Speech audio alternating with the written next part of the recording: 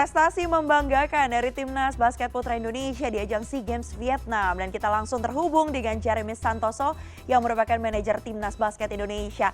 Halo, selamat malam Mas. Selamat sekali lagi untuk kemenangan Timnas Indonesia. Bangga banget satu Indonesia. Thank you CNN Indonesia.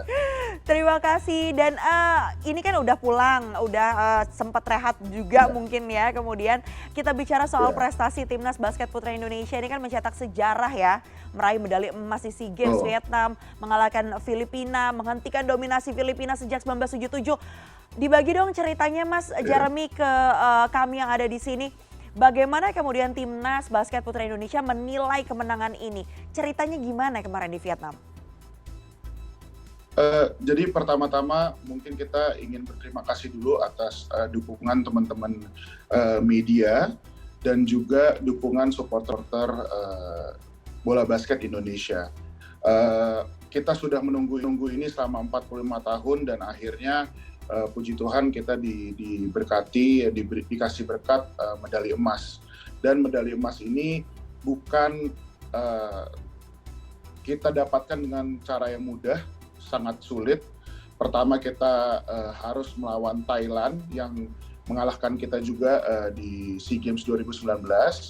Lalu membalas kekalahan kita juga oleh Vietnam, tuan rumah, yang kita bisa berhasil menang 30 poin. Dan terakhir yang tadi seperti Mbak bilang, kita mengalahkan Filipina yang bisa dibilang raja bola basket Southeast Asia begitu. Menurut saya anak-anak mengeksekusi game plan dari game 1 hingga game ke-6 ini to perfection. Walaupun ada beberapa kesulitan yang kita hadapi, tapi anak-anak ini saling percaya dan percaya juga sama coaching staff, jadi bisa mengeksekusi game plan dengan sangat baik.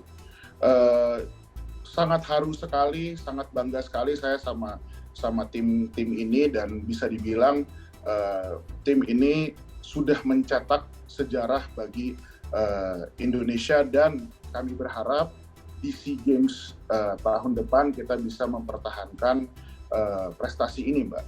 Amin, amin, amin. Kalau dilihat ini sambil tadi Mas Jeremy menyampaikan bicara begitu ya, sambil ada juga videonya saat kemenangan, saat kemudian lagu Indonesia Raya dinyanyikan, itu harunya masih terasa sampai sekarang loh Mas, bangganya masih terasa sampai sekarang. Kita datang ke Vietnam dengan mindset target silver, tetapi saat kita sudah berhasil mengalahkan Vietnam tuan rumah di game sebelum lawan Filipina ini, kita collectively percaya kalau kita bisa menyabet medali emas. Baik. Kepercayaan untuk bisa terus mendapatkan medali emas gitu ya Mas Jeremy? Oke. Betul. Pasti kan di malam-malam sebelum kita mau bicara soal cerita-cerita di balik layar gitu ya. Kalau kita lihat penampilannya kan luar biasa, performanya luar biasa. Di malam, biasanya semalam sebelum pertandingan begitu ya. Itu ada briefing khusus nggak sih dari Timnas Basket ini, kan Mas Jeremy sebagai manajernya juga, kemudian ada coachnya juga beberapa di sana. Apa yang kemudian menjadi motivasi khusus gitu, yuk kita target silver tapi emas di depan mata nih, ayo kita gas yuk gitu. Nah, ada cerita-cerita menarik nggak sih Mas? Apa yang biasa disampaikan kepada Timnas? Sebetulnya lebih ke penyamaan mindset ya. Seperti kita tahu pembina bola basket Indonesia Pak Erick Thohir dan Ketua Badan Tim Nasional juga Pak Eda Bakri menyampaikan bahwa saat kita sudah lawan Filipina itu kita nothing tulus. Jadi benar-benar beban itu tuh sebetulnya ya di mereka gitu loh. Jadi mindset itu yang kita sampaikan ke semua pemain, kita setarakan semua pemain harus punya mindset nothing tulus, dan the pressure is with the other team. Jadi anak-anak juga mainnya dari menit pertama hingga terakhir fight, tidak melihat skor. Jadi ya udah dia main aja lepas, dan mereka really enjoy the game gitu, dan kita kasih lihat kita bisa menutup kemenangan ini ya di detik-detik terakhir gitu. Ya akhirnya berbuah manis, sangatlah manis tidak hanya bagi timnas tapi juga bagi seluruh rakyat Indonesia.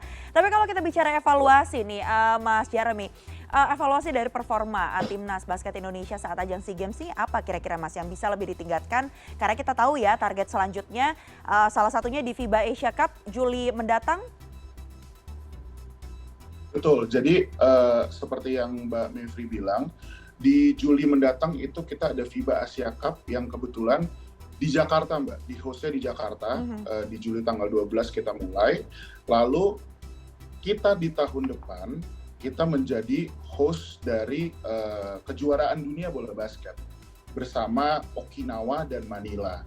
Jadi untuk qualify ke kejuaraan dunia itu kita harus finish di 8 besar di FIBA Asia yang notabene juga negara kita ini Indonesia belum pernah mencapai target tersebut selama ini mengikuti FIBA Asia. Jadi saya rasa secara evaluasi juga dari level lawan yang kita itu satu grup dengan Jordania dan Saudi Arabia dan Australia, kita harus berhasil memenangkan at least 2 game di fase grup untuk qualify ke next round dan kita fight untuk 8 besar. Jadi secara evaluasi sih kita harus tahu kalau lawan di FIBA Asia itu lebih fisikal lagi, secara size lebih besar, dan kita harus lawan dengan speed dan akurasi tembakan.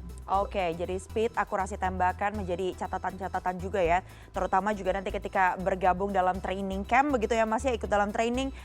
Saya mau tanya persiapannya seperti apa nanti. Yang pertama untuk training campnya, pembinaan atlet lokal ini dibandingkan para pemain atau atlet-atlet naturalisasi, fokusnya akan seperti apa? Mungkin Mas Jeremy bisa berbagi di sini agar kita sama-sama berharap nih kemenangan atau puncak posisi dari timnas basket Indonesia ini bisa selalu konsisten berada yang teratas gitu. Silakan Mas Jeremy.